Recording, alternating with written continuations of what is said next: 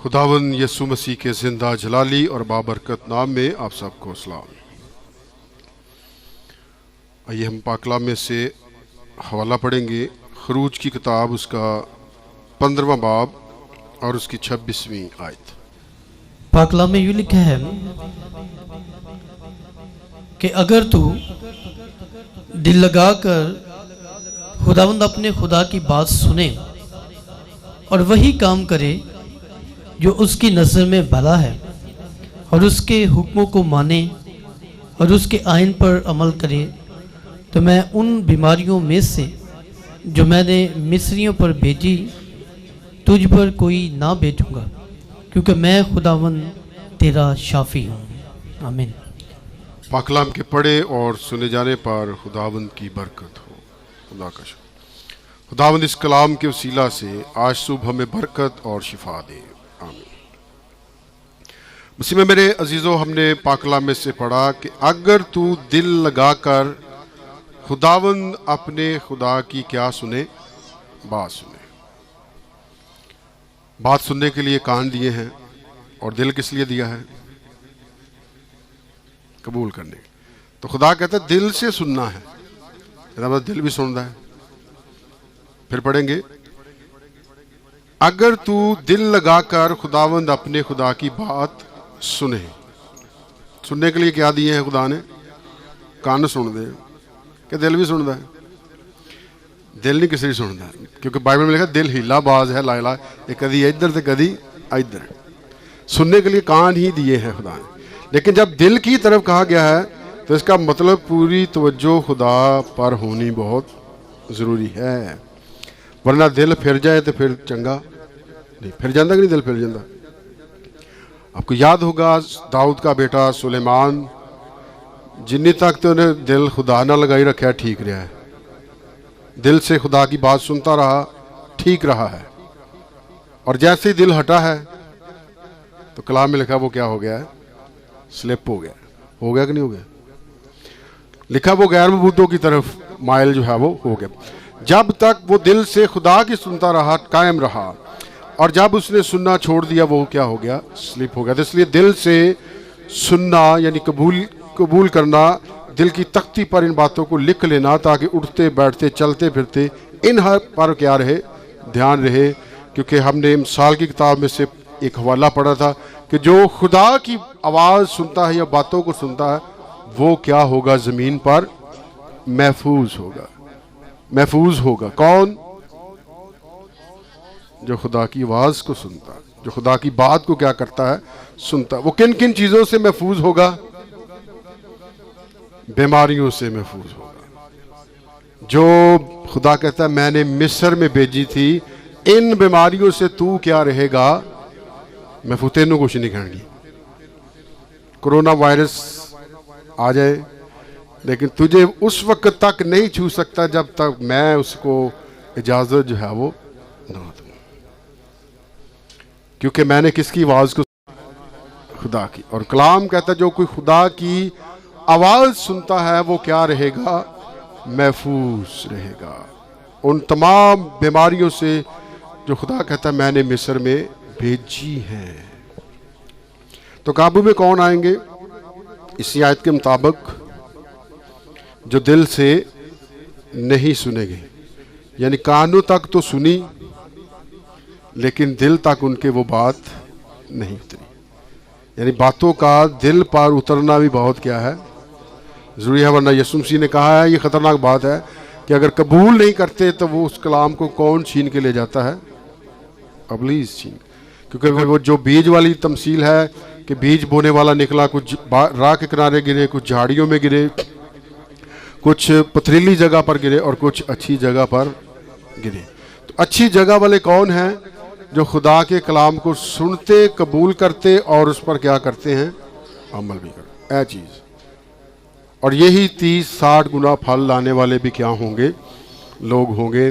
लेकिन जो महज सुनते हैं, कबूल नहीं करते, तो वो अपने आप को भी क्या देते हैं? याकूब के ख़त में लिखा है जो कलाम को सुनता है और उस पर अमल नहीं करता वो अपने आप को क्या देता है? धोखा दे। धोखे से रहने से। तो देखिए, सुनना, कबूल करना, अमल करना बहुत ही क्या है? ज़रूरी है ताकि तू महफूज रहे, और इन बीमारियों को जो खुदा ने मिस्रियों पर भेजी हैं तुझ पर ना भेजे। तो हम बात कर रहे हैं किन पर फिर आएंगी ये बीमारियां। इसी आयत में देखें, जो उसके हुक्मों को नहीं मानेंगे, जो उसकी बातों को, हुक्म भी क्या है, बात ही है ना खुदा की, कोई अलग चीज़ है, बात ही है ना खुदा ने कि ये काम नहीं करना। तो जिन चीज़ों से मना किया है खुदा ने, अगर हम उनको करते हैं तो वो भी खुदा की मर्जी के क्या है, हम खिलाफ चलते हैं। तो बाइबल कहती अगर तू मेरी बातों को ना सुने, ना माने, ना कायम रहे, तो उन बीमारियों को जो मैंने मिस्र में भेजी हैं तुझ पर भी क्या कर दूंगा, नाज़िल कर। लेकिन जो सुने अमल करे वो महफूज, और जो ना सुने, ना हुक्म अमल में लाए, ना माने खुदा के हुक्मों को, तो खुदा कहता मैं तुझे मिस्र की बीमारियों में, रोगों में क्या कर दूंगा, मुब्तला कर दूंगा। तो किसका डर मानना चाहिए, खुदा का। लेकिन लोग किसका डर मानते हैं ज़्यादा, हाँ जी, अपने अफसरां का मान लें, 10 बजे कढ़ लेंदे ने, जो सुबह तो ला के शाम तक, हाँ जी, और इतवार की छुट्टी भी बंद कर देंगे, महीना ही पूरा हो गया। तो किससे डरना चाहिए, खुदा। लेकिन इन बादशाहों को भी खुदा अदालत में लाएगा, क्योंकि खुदा ही क्या है, डराने वाला है, नहीं, यानी हाकिम है, हर चीज़ पर इख्तियार जो है वो रखने वाला है। तो खुदा से डरना भी बहुत क्या है, जरूरी है। लेकिन दुनिया के लोग हम देखते हैं वो खुदा से नहीं। तो कौन लोग नहीं डरते, जो उसके हुक्मों पर अमल नहीं कर, अगो वेर देना फिर खुदा दे। खुदा कहता है ये करना है, वो कहते नहीं करना। तो फिर क्या उनकी जिंदगियों में डर है खुदा का? कोई डर जो है वो नहीं है। अब देखिए छोटी सी बात, अगर खुदा के बुत परस्ती छोड़ दो, सुन तो लिया कानों से, लेकिन दिल से क्या नहीं किया, दिल से कबूल नहीं किया, नहीं सुन लिया बस ठीक है, इतना बड़ा, लेकिन क्या नहीं किया, उस पर अमल नहीं किया। तो क्या ये डर है फिर खुदा का? क्या ये इज्जत हम करते हैं खुदा की? क्या ये हम खुदा से मोहब्बत करते हैं? क्योंकि हमने सबसे बड़ा हुक्म पढ़ा था, वो यही है कि तू खुदावंद अपने खुदा से अपने सारे दिल, अपनी सारी जान, अपनी सारी अकल और अपनी सारी ताकत से क्या रख, मोहब्बत रख। अकल वह सवाल, अकल ना किदा खुदा से मोहब्बत रखनी है। तो अकल का ठिकाने होना भी बहुत क्या है, ज़रूरी है। कुछ चीज़ें दुनिया में ऐसी हैं जो अकल ख़राब कर देती हैं। अकल मारी जाती है, मारी जाती कि नहीं मारी जाती? मेरी अकल ही मारी गई, कह देते ना हम। तो होशिया की किताब में एक हवाला लिखा है कि नशावर चीज़ें जो है वो बसीरत को, इंसान की जो बसीरत है, सेंस है, समझने की सकत है, ताकत है, तमीज़ है, उसको क्या कर देती हैं, ख़त्म ही कर दें, मत मारी जाती है। तो क्या ऐसा शख्स जिसकी अकल मारी गई है, क्या वो खुदा से मोहब्बत करेगा? क्या वो खुदा से डरेगा? क्या वो खुदा की बात सुनेगा? क्या वो खुदा के हुक्मों पर अमल करेगा? उन्हें कितने करेगा? उसकी क्या मारी गई है, मत मारी गई।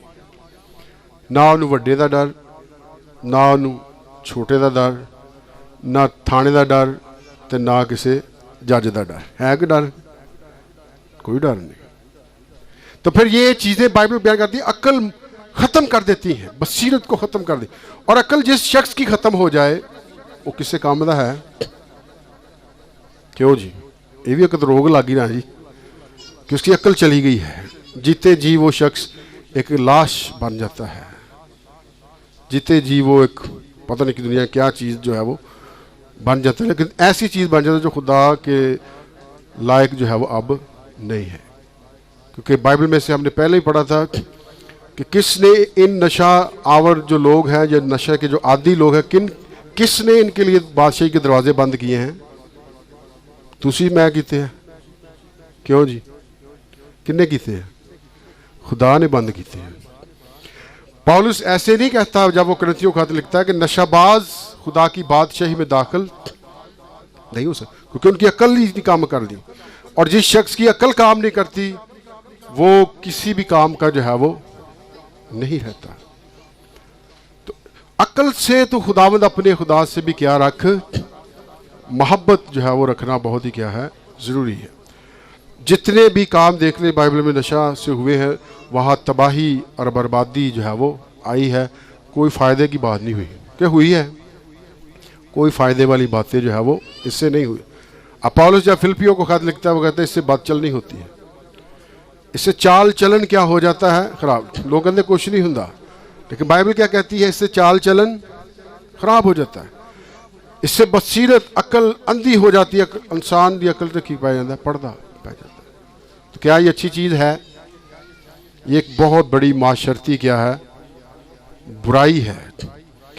ना हुकूमत कंट्रोल करती है, ना अदारे कंट्रोल इसको करते हैं, लेकिन ये एक नासूर की तरह चीज़ जो है वो माशरे के अंदर क्या है जी, पलती जाती है। लेकिन हमें सिर्फ खुदा के हुक्मों पर अमल करने की क्या है, ज़रूरत है। आगे जो काम है वो खुदा ने करने हैं, हमने नहीं करने। किसने करने हैं? खुदा ने करने। लेकिन देखें, अगर खुदा ने अब्राहम से कहा कि तू अपने बाप का घर छोड़ दे, वजह भी बताई थी ना खुदा ने क्यों छोड़ना है, क्योंकि उसका बाप क्या था, बुत परस्त था। अब ये बात, ये कलाम किससे खुदा ने किया था? अब्राहम से। और इस आवाज को, इस कलाम को किसने सुना था? अब्राहम ने। क्या वो छोड़ने के लिए तैयार हो गया या नहीं हो गया? या उसने कहा बस सुनया है लेकिन हजे मैं फैसला नहीं किया चलना खुदा ना कि नहीं चलना। क्यों जी? अब्राहम ने क्या किया है? अब्राहम ने सुना है आवाज को, खुदा के हुक्म को, तो वो फौरन उस जगह को छोड़ने के लिए क्या हो गया है, तैयार। वरना जगह ने एडा सानू प्यार हो जाता, छड्डन ही नहीं तैयार होने। क्यों जी? हो जाता कि नहीं हो जाता है? खुदा ने लूत की बीवी को कहा था, खुदा ने लूत से कहा था तू भी सुन ले, तेरे घराना भी सुन ले, पिछे भौं के नहीं वेखना जो निकलना है इस इलाके चो। लूत को तो पता था भी खुदा ने गल कही है, और क्या नहीं देखना, पीछे नहीं देखना, पीछे क्या हो गया। और लूत की बीवी को खुदा जाने क्या हुआ, उन्हें बोला अभी पेटियां सड़ गई, कपड़े सड़ गए, घर सड़ गए, वाशिंग मशीन भी गई, LCD नवी लाई सी वो भी गई, उन सारी चीज़ें जानी। और उसने पीछे मुड़कर, तो देखिए बात क्या है, खुदा की टूटी और वो नमक का क्या बन गई, स्तून जो है वो बन गई। फायदा हुआ या नुकसान? लेकिन अब्राहम को खुदा ने क्या दी है, उसने फौरन उस इलाका को, उस जगह को, उन लोगों को क्या कर दिया, छोड़ दिया। हालांकि वो उसका बाप था, खुदा ने कह भी सकता पर दामन मेरा प्यो है, इन भी छड़ना। लेकिन खुदा उसको जगह के लिए कह रहा था, छड़िया तो नहीं जाता सारा कुछ, रहना तो अब्राहम का ही बाप है ना, उसने, तारा ने, है जी। लेकिन वक्ती खुदा ने कहा था छोड़, बुत परस्ती छोड़ दे। लेकिन आज भी हम खुदा के कलाम को सुनते हैं, लेकिन फिर भी बुत परस्ती को छोड़ने के लिए क्या नहीं है, तैयार नहीं है। मेरे हुक्मों पर क्या करना, अमल करना। और कौन कौन से हुक्म हैं? नंबर 1 हम सुन रहे हैं कि खुदा से क्या रखना है, मोहब्बत रखना है। इसी के साथ दूसरा हुक्म जो है, इस पर हम गौर करेंगे, वो है तू मेरी इबादत करना। खरूज 23 बाब की एक आयत पढ़ेंगे, खरूज 23 बाब उसकी 25 आयत, भाई दरान पढ़ दे। हाँ जी, खरूज की किताब 23 बाब उसकी 25वीं आयत।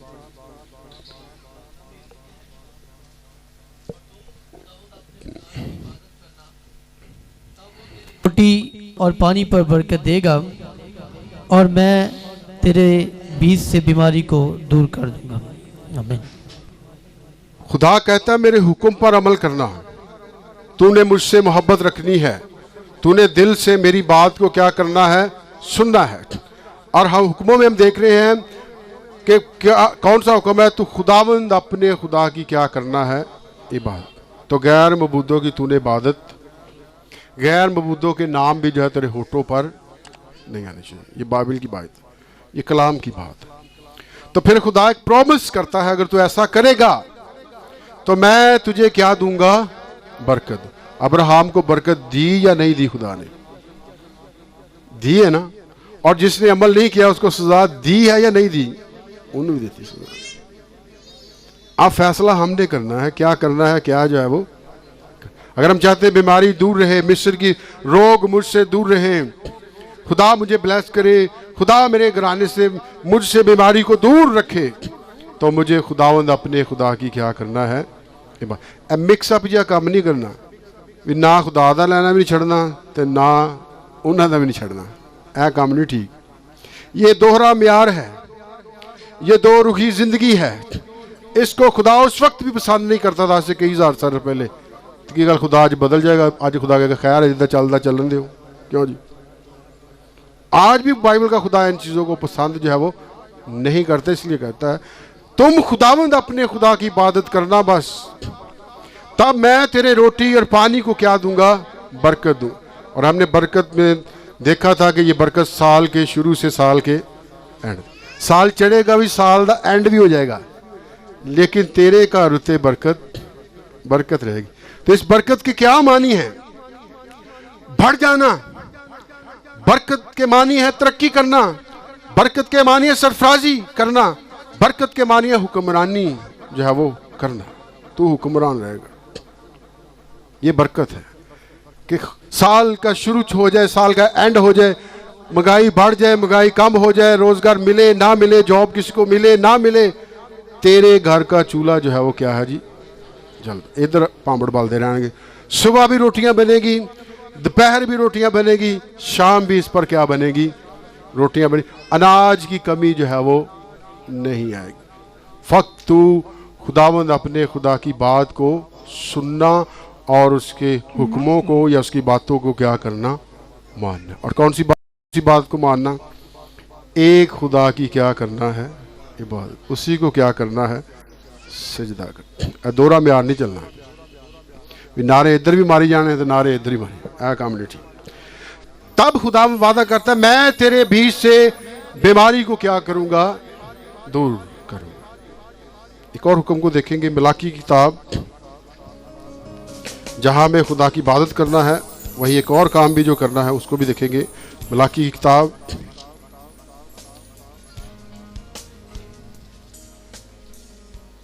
उसका 8वां बाब, मिलाकी 3रा बाब और उसकी 8वीं आयत से, हाँ जी 11वीं आयत तक पढ़ दें। क्या कोई आदमी खुदा को ठगेगा, पर तुम मुझको ठगते हो और कहते हो हमने किस बात में तुझे ठगा, दैयकी और हदिया में। बस तुम सख्त मलाउन हुए क्योंकि तुमने, बल्कि तमाम कौम ने मुझे ठगा। पूरी दैयकी ज़ख़ीरा खाना में लाओ ताकि मेरे घर में खुराक हो और इसी से मेरा इम्तिहान करो। रब्बुल अफ़वाज फरमाता है कि मैं तुम पर आसमान के दरीचों को खोलकर बरकत बरसाता हूँ कि नहीं, यहाँ तक कि तुम्हारे पास उसके लिए जगह ना रहे। और मैं तुम्हारी खातिर टिड्डी को डांटूंगा और वह तुम्हारी ज़मीन के हासिल को बर्बाद ना करेगी और तुम्हारे ताकिस्तानों का फल कच्चा ना झड़ जाएगा। रब्बुल अफ़वाज फरमाता है। आमीन। पहली बात खुदा से मोहब्बत, दूसरी बात खुदा की क्या करना है, इबादत करना है, और तीसरी बात खुदा के हुजूर अपने हदिये जात दायकियाँ दोनों का जिक्र आया है। हदिये अलग से हैं और दायकी एक अलग से है, और चंदा जो है वो अलग से है। चंदा भी डालते थे ना लोग, हैकल में 13 संदूक होते थे, 13 गले, तो वो चंदा उसमें डाला जाता था। और एक बेवा ने भी चंदा डाला था, कितना जी, 2 दमड़ियाँ डाली थी। और किसकी तारीफ हुई थी, उसी बेवा के हदिये की क्या हुई थी, तारीफ हुई कि उसने जो कुछ था सब कुछ खुदा की नज़र कर दी। तो यहाँ बात आ जाती है हदिये जात और दायकियाँ और चंदे और शुक्रगुजारियाँ खुदा के ज़रूर लेकर आना। और इसके साथ भी खुदा वादा करता है मैं तेरी खातर अगर तो ऐसा करेगा टिड्डी को डांटूंगा, वो तेरे राज को बर्बाद जो है वो नहीं करेगी। वरना हिज्जी में लिखा है अगर तू आमदन लाएगा, खुदा कहता है अगर मेरी ताज़ीम नहीं करेगा, मेरी इस बात को नहीं मानेगा, तो मैं उसको क्या कर दूंगा, उड़ा दूंगा।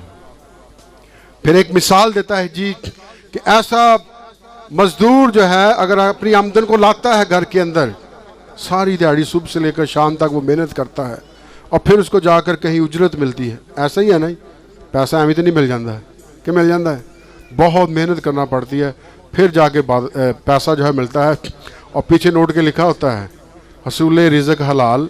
ये भी इबादत है। दुनिया में अगर आप हलाल ज़राए से ये चीज़ हासिल करते हैं पैसा, तो ये भी एक इबादत का क्या है, हिस्सा। नोट के पीछे पढ़ दें, आपको लिखा हुआ मिलेगा हसूल रिज़्क हलाल क्या है, इबादत। जिसका मतलब हराम कमाना इबादत का हिस्सा नहीं। हराम की कमाई पर भी खुदा बरकत जो है वो नहीं देगा। तो देखिए, बात करें इतनी मेहनत से कमाया हुआ पैसा, सुबह से शाम तक खून पसीना की कमाई, जिसकी बाबा खुदा ने कहा था कि आदम तूने अब गुनाह किया है, तुझ पर ये लानत है कि तू अपने मुंह के पसीने की कमाई या खून की कमाई जो है वो क्या करेगा, खाएगा। मुंह के पसीने की कमाई, पसीना निकलता कि नहीं निकलता, क्यों काम करते हैं पता लग जाता। सर्दी होवे भला गर्मी होवे, जिन्होंने काम करना है पसीने आ जाते हैं। तो ये बाइबल के मुताबिक है। तो देखिए, इतनी मेहनत से कमाया हुआ पैसा जो है, खुदा कहता है जब तू घर में लाएगा तो वो सुराखदार थैली में जाएगा। किस में जाएगा? सुराखदार थैली का मतलब समझते हैं? यानी अगर पैंदे में घड़े में नीचे कोई पंजाबी च की कहते हैं झरीट पै जाए या दराड़ आ जाए, तो पानी जितना मर्जी डालते जाएं वो सिम जाता है, वो नीचे बह जाता है, वो उसमें बरकरार जो है वो क्या रहता है। छत्ता भी इदा ही होती सिमन लग जाती। तो खुदा कहता वो सुराखदार थैली में जाएगा वो पैसा, यानी वो इधर उधर लग जाएगा, तुझे समझ नहीं आएगी। आंदियाँ नहीं फिर दवाइयाँ, फिर आज शुगर की दवाई आ रही, आज ब्लड प्रेशर की दवाई आ रही। हम दवाइयों पर लगाना पैसा पसंद करते हैं, लेकिन जो चीज़ खुदा कहता है उस चीज़ की तरफ आना पसंद जो है वो नहीं। खुदा कहता है मैं बीमारी को डांटूंगा, मैं टिड्डी को डांटूंगा, वो तुझे नुकसान जो है वो नहीं पहुंचाएगी। मैं तुझे बीमारियों से क्या रखूंगा, महफूज रखूँ। कब? जब तू मेरी बात, और खुदा की बात क्या है, तो उससे मोहब्बत रखनी है। और खुदा की बात क्या है, तूने उसकी इबादत करनी है। खुदा की बात क्या है, हदिये जात भी लाने। क्यों जी, लाने चाहिए कि नहीं लाने चाहिए? लाने चाहिए। रात एक हवाला पढ़ रहे थे यूना का। सब कुछ तो खुदा ने किया है, लेकिन खुदा की तारीफ होनी चाहिए। किसी को समझ आवे या ना आवे, लेकिन वो जहाज सवार अमलियां समझ आ गई कि जड़ा यूना का खुदा है कोई बड़ा बड़ा देवता है। हालेलुया। कलाम में लिखा वो डर गए यूना के खुदा से, वो हरासा हो गए कि कैसा खुदा है जो तूफानों को भेजे, और यूना ने ये कैसा निशान दिया कि ऐसा करोगे तो ये तूफान थम जाएगा। तूफान थम गया या नहीं थम गया? वो डर गए। और कलाम में यूना की किताब पहला बाब एंड से पढ़े तो उन्होंने लिखा वो यूना के खुदा की इबादत करने लगे और अपने हदिये जात खुदा के ज़ूर गुजराने शुरू कर दिया। हालेलुया। उन्होंने समझ आ गई, देख लो, तो सानू हजे नहीं समझ आ रही। क्या आ रही? कलाम में पढ़े यूना की किताब पहला बाब उसके एंड के पन्ने पर आपको ये बात मिलेगी कि उन्होंने खुदा के ज़ूर अपने हदिये जात शुक्रगुजारियां कुर्बानियां गुजारना क्या कर दी। तो असी साल की तरह आती उसे फड़ लेने, हर महीने तरह उंज नहीं फड़ लेने।